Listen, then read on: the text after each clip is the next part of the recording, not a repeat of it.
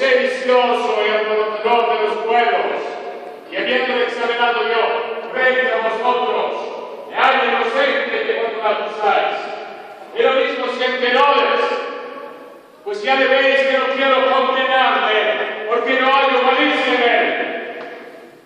Ya sabéis que los romanos no deben quitar de la Pascua, es tradición daros libre a uno de los restos. Que sí, mirad a quién queréis que os recuerde, a Jesús, pobre Rabás. El Jesús que se llama el Cristo. ¿Queréis matar al inocente?